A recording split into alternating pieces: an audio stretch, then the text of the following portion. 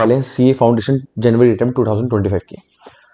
अभी 26 नवंबर के टाइम पे अभी एक रिसेंटली न्यूज़ आई थी कि जो आपका सीए फाउंडेशन का जो एग्ज़ाम है वो पोस्टपोन हुआ था। पोस्टपोन इन द सेंस मतलब कि बिजनेस लॉ का पेपर जो कि पहले 14th को होने वाला था, ये पहले पे आपका 14th जनवरी को होने वाला था, but due to some festival in some states like Bihu in Assam and Makar Sankranti हो गया, पोंगल हो गया, तो जिसके कारण ये जो पोस्टपोन हुआ है और ये 16th ऑफ जैन को आपका एग्जाम कंडक्ट किया जाएगा। और बाकी जो एग्जाम थे वो सेम ही है, 12th एंड 18 एंड है सेम। सेम क्या मतलब कि 18 और 20 जो है आपका मतलब कि 18 की जगह फिर 20 हो गया, ठीक है। तो आज हम बात करने वाले हैं कि क्या स्ट्रेटेजी होगी जिससे कि हम ये जो फाउंडेशन का जो एग्जाम आने वाला है इसको विद इन 40 डेज के अंदर हम कैसे कवर अप करें। तो फुल स्ट्रेटेजी के ऊपर वीडियो है और क्या गाइडेंस रहेगा, मेरा क्या रूल है, मैं कैसे आपको कवर अप कराऊंगा, वो सारा डिटेल मैं इस वीडियो के अंदर डिस्कशन करने वाला हूँ, ठीक है। तो मैं आपको एक छोटा सा पहले एक डिस्कशन बताना चाहता हूँ कि किसी भी एग्जाम को क्लियर करने के लिए सबसे पहले आपको क्या चीज चाहिए जो एग्जाम क्लियर हो, चाहे वो कैसा भी एग्जाम हो, चाहे वो कॉम्पिटिटिव एग्जाम हो, चाहे आपका वो सीए फाउंडेशन हो, आईआईटी हो, चाहे जेई नीट, कैसा भी एग्जाम हो, हर एक एग्जाम के लिए आपको पहले चाहिए प्लानिंग। एग्जैक्ट प्लानिंग करना बहुत इंपॉर्टेंट है। प्लानिंग में भी ऐसा नहीं कि आपने हवाबाजी में कुछ भी बोल दिया कि मैं आज 10 चैप्टर कर लूंगा और कर नहीं रहे। आपकी जो प्लानिंग होगी उसमें आपको रियलिस्टिक गोल को सेट करना है कि इतना टारगेट है और इतना ही हम अचीव करेंगे, ठीक है। अगर उस दिन ज्यादा अगर कर लोगे तो अच्छा लगता है। अगर सपोज कीजिए आपने 4 चैप्टर का टारगेट लगाया लेकिन आप सिर्फ 2 कर रहे हैं, तो इनर एट द एंड आपको एक ऐसा मतलब कि डिमोटिवेशन फील होगा कि यार टारगेट इतना करना था, इतना हो नहीं पाया, इतना अचीवमेंट थी क्या, मतलब कि वो आपके लिए फिर बेकार ही हो जाएगा सारा। सेकंड आपका जो है इसके अंदर आप कितना डिटर्मिनेशन करते हैं किसी एग्जाम के लिए, मतलब कि फोकस कितना आपका, ठीक है। थर्ड गाइडेंस, राइट गाइडेंस जो है बहुत इंपॉर्टेंट है। क्यों? क्योंकि क्या पढ़ना है और कितना पढ़ना है सबसे ज्यादा मेन इंपॉर्टेंट है एग्जाम्स के लिए। क्योंकि पेपर क्या पूछ रहा है और हम क्या पढ़ने की कोशिश कर रहे हैं। तो कोई भी एग्जाम हो उसको पहले करने से पहले बेटर ये होता है कि आप एक बार उसके पीवाईक्यू को चेक कीजिए कि एग्जाम कैसे, चाहे जो सीए है, आईसीआई, कैसा क्वेश्चन पूछ रहा है, उनके मॉड्यूल से क्वेश्चन आ रहे हैं या आरटीपी से क्वेश्चन आ रहे हैं या एमटीपी से आ रहे हैं, कैसे क्वेश्चन आ रहे हैं जिसको हम कर सके, ठीक है। बेसिकली अकाउंट्स तो अकाउंट्स एंड जो आपका बिजनेस इकोनॉमिक्स है और मैथ्स भी, बेसिक मैथ्स भी आपने सबने अपने सीनियर सेकेंडरी क्लासेस में कर रखा है, 11 12 की क्लासेस में कर रखा होगा। बस थोड़े बहुत टॉपिक्स नहीं होंगे, बाकी तो ऑलमोस्ट सेम ही है, बट थोड़ा सा हायर लेवल होगा हल्का सा। तो अब मैं बात करता हूं सबसे पहले कि जो चैप्टर्स हैं उनकी वेटेज क्या है, हम किस चैप्टर के ऊपर ज्यादा फोकस करने वाले हैं, मेजोरिटी ऑफ चैप्टर के ऊपर हमारा कौन सा फोकस होगा। तो जैसे कि चैप्टर फर्स्ट है जो कि थ्योरेटिकल फ्रेमवर्क का टॉपिक है। थ्योरेटिकल फ्रेमवर्क आपका एटलीस्ट मेरे हिसाब से 5 से 10% का वेटेज कवर अप करता है। अकाउंटिंग प्रोसेस आपका देन है, अकाउंटिंग प्रोसेस आपका 35% का वेटेज है इसका। देन आपका 7 8 9 चैप्टर, 7 8 9 दैट इज ये आपका 20 से 25% का वेटेज कवर करता है। देन 9 चैप्टर आपका सॉरी 9 नहीं, इट्स 10 10 आपका 15 से 20% का वेटेज कवर अप करता है और 11th आपका 15 से 25% का वेटेज कवर अप करता है, ठीक है। तो ये टॉपिक्स थे और ये थ्योरेटिकल, जस्ट अ सेकंड, ये चैप्टर नंबर इसकी बात कर रहा हूँ, ये 30 से 35% सेकंड से लेके ऑलमोस्ट 6 तक है, ठीक है। ये तो आपका वेटेज था कि हमें किस पे कितना फोकस करना है, मैं आपको बताता हूं कैसे करना है। पहले एक बार देख लेते हैं कि सितंबर अटेम्प्ट की जो पेपर था उसमें कौन सा क्वेश्चन कितने मार्क्स का था, क्या पैटर्न रहता है। आपको पता होगा 3 आवर्स का टाइम प्रोवाइड किया जाता है आपको, और उसमें आपको 3 आवर्स के टाइम के साथ आपको जो क्वेश्चन होते हैं टोटल 6 क्वेश्चन आते हैं, जिसमें से फर्स्ट क्वेश्चन आपका कंपलसरी होता है और रेस्ट ऑफ 5 जो भी 5 ये टॉपिक है इनमें से इनमें से आप कोई भी एनी आपको एनी 4 करने हैं, ठीक है। फर्स्ट क्वेश्चन जो आपका वो है ट्रू एंड फॉल्स का होता है, 12 मार्क्स का आता है, ठीक है। देन आपका एक थ्योरी क्वेश्चन आया था, बुक कीपिंग और अकाउंट्स के बीच में क्या डिफरेंस था। देन आपका जो आपका सी पार्ट है, सी पार्ट में रेक्टिफिकेशन का क्वेश्चन आया 4 मार्क्स का। सेकंड क्वेश्चन आपका बीआरएस का होता है, 10 मार्क्स का क्वेश्चन आया बीआरएस। यहाँ पे बिल ऑफ एक्सचेंज का मार्क्स लिखा नहीं है, बिल ऑफ एक्सचेंज 10 मार्क्स का आया है। और थर्ड आपका जो क्वेश्चन है ट्रेडिंग एंड पीएनएल अकाउंट में आया है 10 मार्क्स का, ठीक है। देन आपका एडमिशन का क्वेश्चन आया, फिर आपका फोर्थ क्वेश्चन रिटायरमेंट का और एनपीओ का। उसके बाद फोर्थ के ए पार्ट इन्वेंट्री, बी में 2 क्वेश्चन देते हैं, एक ऑप्शन दिया है, एक आपका डेप्रिसिएशन है और एक आपका सिंगल एंट्री सिस्टम है, 5-5 नंबर के इनमें से कोई भी क्वेश्चन आपको करना था। सी पार्ट जो है इसका 10 मार्क्स का डिवेंचर और 6th का ए पार्ट शेयर का है, हर साल आपने देखा होगा सिक्स्थ में आपको नॉर्मल है, शेयर के क्वेश्चन आते ही हैं, 4 फीचर। इस बार का जो शेयर क्वेश्चन था वो काफी आसान था ऐसे, फिर भी कई बच्चों ने माइनर मिस्टेक करने के क्वेश्चन में गलत किया है, लेकिन बहुत इजी था मेरे हिसाब से तो। और आपका जो फिफ्थ क्वेश्चन है वो आपका सॉरी सिक्स्थ का बी पार्ट जो आपका 5 मार्क्स का आएगा, थ्योरी है। पीरियोडिक और परपेचुअल इन्वेंटरी सिस्टम के बीच में डिफरेंस आता है, आई थिंक यही है। तो ये टॉपिक है। मैं मेरे हिसाब से मैं आपको बता देता हूं कि मेरे को क्या करना है। मैंने टारगेट ये सेट किया कि आने वाले जो डेज होंगे, जैसे कि मैंने एक वीक का टारगेट लगाया, उस वीक के अंदर मैं आपको 20%, दैट मीन्स मैं हर एक सब्जेक्ट का आपको 20% का मार्क्स कवर करा दूंगा हर पर डे के हिसाब से, मतलब कि जैसे भी उसका टॉपिक होगा। जैसे कि अभी हम आने वाले डे में time value and money business mathematics का स्टार्ट करेंगे, उसके अंदर मैं आपको 15 से 20% का इसका वेटेज रहता है ऑलमोस्ट, मतलब कि मैथमेटिक्स आपका 40 मार्क्स का है, उसमें से 15 मार्क्स से कम ये क्वेश्चन आती हैं इसमें टाइम वैल्यू मनी में से, तो वो मैं आपको अभी कराऊंगा, उसके बारे में भी हम बात करेंगे। देन अगेन हम बात करते हैं बिजनेस लॉ के ऊपर, ठीक है। बिजनेस लॉ में कैसा है कि रेगुलेटरी फ्रेमवर्क 5% का वेटेज कवर करता है, इस बार ये 6 मार्क्स का है। इंडियन कॉन्ट्रैक्ट आपका 20 से 30% का मार्क्स वेटेज है इसका। सोगा सोगा आपका सोगा आपका 15 से 20% वेटेज कवर करता है। इंडियन पार्टनरशिप एक्ट आपका 15 से 20% कवर करता है, और आपका एलएलपी वही 5 से 10%, ठीक है। देन कॉन्ट्रैक्ट एक्ट आपका सॉरी कंपनीज एक्ट आपका 15 से 20% और ये 10 से 15%, ठीक है। हमारा जो टारगेट है कि सबसे पहले हमने क्या स्टार्ट किया है, मैंने कंपनीज एक्ट स्टार्ट किया है, तो मैं पहले कंपनी एक्ट आपको कराऊंगा, 1 डे के अंदर मैं पूरा खत्म करा दूंगा इसको। इसमें मैं आपको पूरे नोट्स भी प्रोवाइड करूंगा, आगे बताएंगे इसके बारे में कैसे क्या करना है। देन आपका फिर हम बात करेंगे, इसके बाद सोगा स्टार्ट करेंगे, देन इंडियन कॉन्ट्रैक्ट एक्ट, फिर हमारा इंडियन पार्टनरशिप, देन हमारा एलएलपी, सॉरी पहले नेगोशिएबल देन एलएलपी, ठीक है, क्योंकि वेटेज के अकॉर्डिंग चलना है कि जिसके मार्क्स ज्यादा हैं उसके हिसाब से क्वेश्चन है। और इस बार का जो पेपर था उस पेपर के अकॉर्डिंग, सितंबर का जो अटेम्प्ट था उसके अकॉर्डिंग आपका ये आया है। फर्स्ट क्वेश्चन जो है आपका इंडियन कॉन्ट्रैक्ट का ही पूरा क्वेश्चन था, फर्स्ट क्वेश्चन आपका कंपल्सरी होता है, और बाकी जो 5 क्वेश्चन है उसमें से कोई भी आपको 4 क्वेश्चन ही करने हैं, ठीक है। तो फर्स्ट क्वेश्चन आपका क्या है, इंडियन कॉन्ट्रैक्ट एक्ट का है, जो कि टोटल 7 मार्क्स का है, ये 7 मार्क्स के करीब है। उसके बाद कंपनीज एक्ट का क्वेश्चन 7 मार्क्स में आया है, फर्स्ट एंड सेकंड पार्ट में आया है। इंडियन पार्टनरशिप एक्ट आपका 6 मार्क्स का आ गया। सेकंड क्वेश्चन आपका सोगा का है, ये दोनों ही 9 मार्क्स के यहाँ पर है। कंपनीज एक्ट अगेन 7, 5 और 2, दैट मीन्स मतलब कि बी के भी पार्ट्स होंगे, first part and second part 5 marks का और एक 2 मार्क्स का है। एलएलपी आपका 6 मार्क्स का है। इंडियन पार्टनरशिप एक्ट आपका 3 to 5, दैट इज आपका 7 मार्क्स का ये आया है। कंपनीज एक्ट आपका 7, इंडियन कॉन्ट्रैक्ट एक्ट 6 मार्क्स का, और वैसे ही आपका fourth question Indian contract act से आया अगेन 7 मार्क्स का। तो अगर मैं रफली बात करूं कि कॉन्ट्रैक्ट एक्ट का कितना वेटेज रहता है इंडियन कॉन्ट्रैक्ट एक्ट का, ऑलमोस्ट 32 मार्क्स के मेरे हिसाब से ये आया है सितंबर में।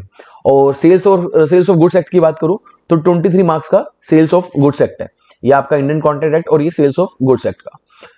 तो अगर किसी बच्चे ने, ये हमने देख लिया, आप इसको आप देख लेना, बाकी इंडियन पार्टनरशिप एक्ट वही 7 मार्क्स का और फिर नेगोशिएबल ऐसे करके, और एक इंडियन रेगुलेटरी फ्रेमवर्क है ना, मैंने कहा ना आपको 6 मार्क्स का ही क्वेश्चन आ गया इस बार।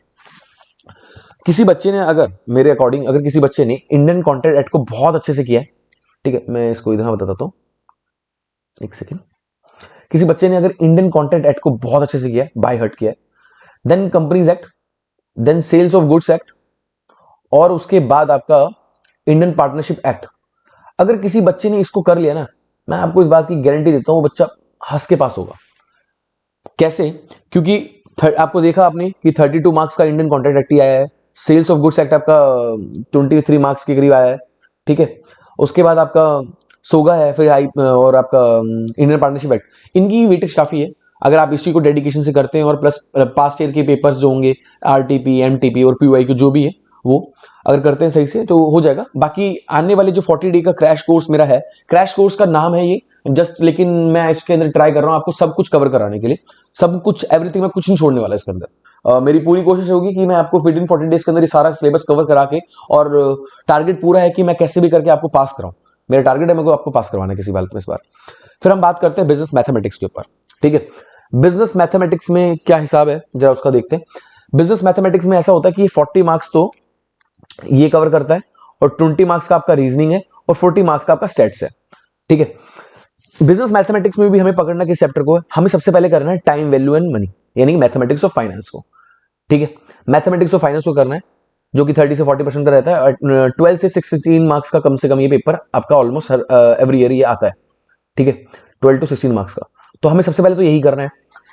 अब ऐसा क्यों करने के लिए मैं कह रहा हूं, क्या होता है मेजोरिटी ऑफ बच्चन जो मतलब कि काफी बच्चे ऐसे होते हैं जो जिन्होंने आपके क्लास 11th एंड 12th में मैथ्स नहीं ली होती है, विदाउट मैथ्स बैकग्राउंड होते हैं, वो जस्ट नॉर्मल अपना उन्होंने विदाउट मैथ्स लिया होता है, ठीक है, अकाउंट्स एंड इकोनॉमिक्स होता है उनके पास। लेकिन क्या होता है काफी मतलब कि कई टीचर होते हैं उनको डरा देते हैं कि आपके पास तो मैथ्स नहीं है, आपसे सीए फाउंडेशन एग्जाम क्लियर नहीं होगा। ये मैं आपको गारंटी देता हूँ इस बात की, सारी ये सब मिथ है मेरे हिसाब से, क्योंकि मेरे पास भी जो बच्चे पढ़ते हैं ऑलमोस्ट उनमें से ऐसे बच्चे भी हैं जो आर्ट्स बैकग्राउंड से होते हैं, लेकिन वो सीए फाउंडेशन को फर्स्ट अटेम्प्ट में उन्होंने एग्जाम को क्लियर किया है। और कुछ बच्चे ऐसे भी हैं जो कॉमर्स के विदाउट मैथ्स में है, ठीक है, और उन्होंने भी मस्त तरीके से मेरे को लगता है मस्त किया उन्होंने भी क्लियर। क्यों? क्योंकि डेडिकेशन हमारा मोस्टली जो टाइम है हमारा जो डिवोट करना है हमें, एक तो हमें स्टैट्स पे करना है, देन हमें रीजनिंग पे करना है, और मैंने बताया ना मैथ्स के अंदर हमें क्या करना है, मैथमेटिक्स और फाइनेंस के टॉपिक को करना है, ठीक है, सीरीज एंड सीक्वेंस को करना है, arithmetic topic sorry mean not, equation हो गया, रेशियो एंड प्रपोर्शन, बेसिक्स करना है। अगर हम इसमें से एटलीस्ट 25 मार्क्स का सही से कर लेते हैं, ठीक है, जो कि 12 to 16 मार्क्स तो आपने टीवीएम से ही हो गया, टाइम वैल्यू ऑफ मनी। उसके बाद हम रीजनिंग 20 मार्क्स का है, इजी होता है, इतना मुश्किल नहीं है, हार्ड एंड फास्ट नहीं है इतना जो, और सेट्स भी आपका 40 मार्क्स अगर 30 भी कवर करते हैं तो इजीली क्लियर हो जाएगा, इतना कोई वो नहीं है, टेंशन नहीं है। बात करते हैं बिजनेस इकोनॉमिक्स के ऊपर, ठीक है। अच्छा पहले पैटर्न की बात कर लेते हैं। 100 मार्क्स का ये क्वेश्चन होता है और आपके पास सिर्फ 2 आवर्स का टाइम होता है। इसके अंदर मतलब कि जो मैंने देखा है, जो बच्चे मेरे मेजोरिटी मतलब कि जो कुछ बच्चे जो मेरे फेल करे हैं, मेजोरिटी बच्चे जो फेल होने का रीजन होता है, उनका रीजन ये होता है कि वो 2 आवर्स की टाइम के अकॉर्डिंग ये कर ही नहीं पाते हैं, ठीक है, 2 आवर्स में ये कर ही नहीं पाते हैं। तो ये एक बड़ी प्रॉब्लम आती है कि 2 आवर्स के अंदर वो कैसे इसको कवर अप करें। तो थोड़ा सा प्रैक्टिस का दिक्कत रहता है, जितना प्रैक्टिस करेंगे उतना बेनिफिट रहेगा मेरे हिसाब से भी। और मैं अपने सेशन में आरटीपी एंड एमटीपी इसको इतना करवा दूंगा कि ताकि इनकी प्रैक्टिस ही बन जाएगी। बस आप उतने जितने क्वेश्चन मैं करवा रहा हूँ प्लीज वो कर लीजिएगा, काफी है फिर उसके बाद, ठीक है। फिर बात करते हैं बिजनेस इकोनॉमिक्स के ऊपर।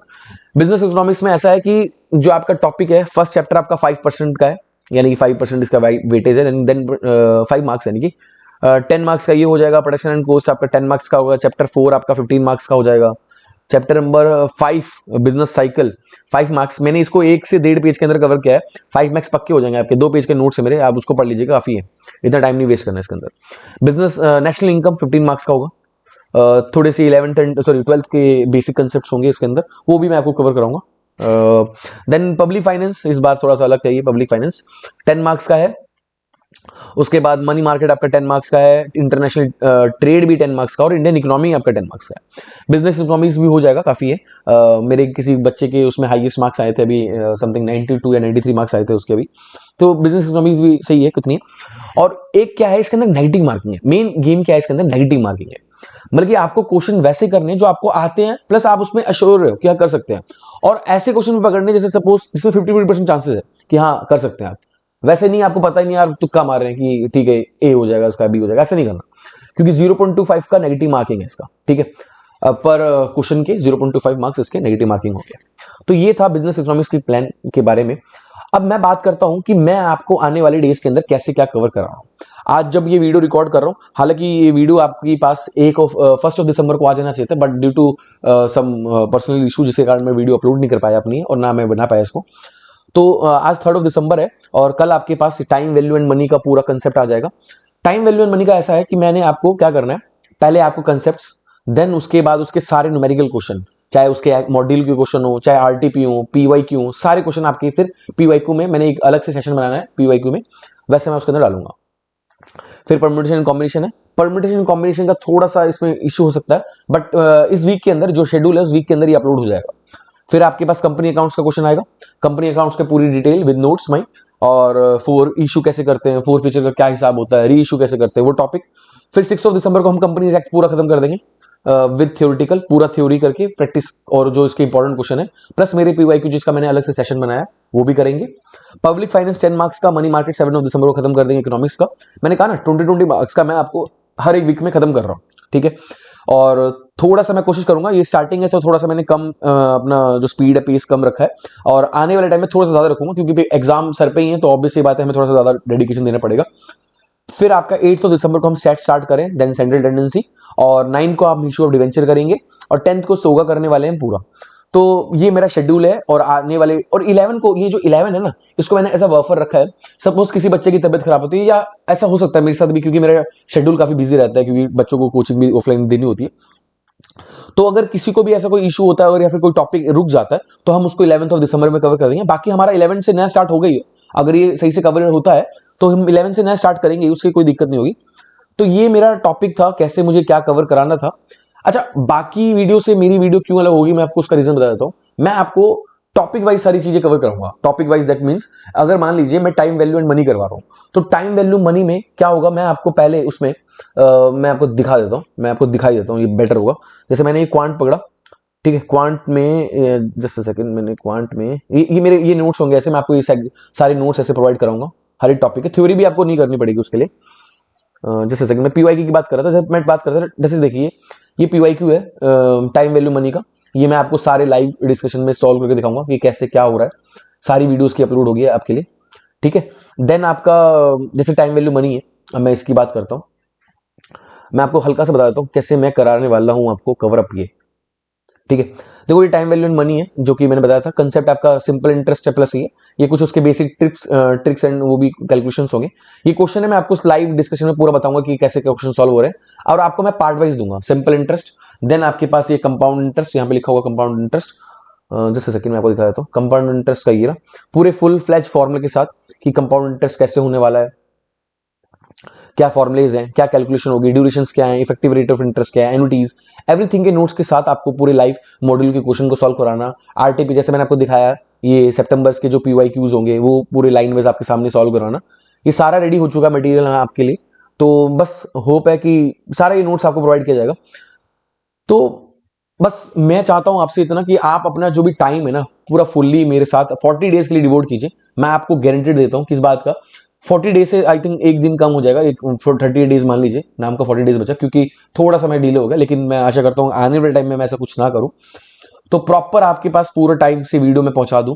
और थोड़ा सा क्या होता है ना, यहाँ पे हमारे यहाँ पे थोड़ा सा कंस्ट्रक्शन का वर्क स्टार्ट हो रखा है, तो थोड़ी सी वीडियो रिकॉर्डिंग करने में इशू आ रही है। मैं ट्राई कर रहा हूँ अभी भी, जैसे कि अभी ये रात की शायद ये 1 बजे के करीब बात है, तो मैं उसमें आपका वीडियो रिकॉर्ड कर रहा हूँ। तो मैं ट्राई करूंगा कि मॉर्निंग तक वो सारी वीडियोस पहुंचा दूं, और आप जस्ट एक रिवीजन में गो थ्रू करके अपना एग्जाम को क्लियर कीजिए, और उसके बाद अपना बेस्ट रिजल्ट दीजिए, ठीक है। तो कोई भी किसी को कोई दिक्कत आती है, अच्छा एक मुझे एक आपसे एक क्वेश्चन था कि जैसे टाइम वैल्यू एंड मनी का टॉपिक होगा कि मैं आपको टॉपिक वाइज दूं, जैसे कि 15-20 मिनट की एक वीडियो को कवर करके दे दूं टॉपिक वाइज, या पूरा एक फुल फ्लैज वीडियो, चाहे वो 2 से 3 घंटे का वीडियो हो, वैसे करूं। जैसा भी होगा आप मुझे बता देना, उसके रिस्पॉन्स के हिसाब से मैं आपको आगे फिर कवर कराऊंगा, ठीक है। तो ये मेरी वीडियो थी और ये हमारी ये बातचीत थी कि क्या से हमें मतलब कैसे हमें अपना सीए फाउंडेशन जनवरी एटम 2025 को कैसे क्लियर करना है, ठीक है। तो वीडियो देखा आपने, और जैसे भी कोई इशू हो तो प्लीज कोऑर्डिनेट कीजिए हमारे साथ। Thanks for watching this.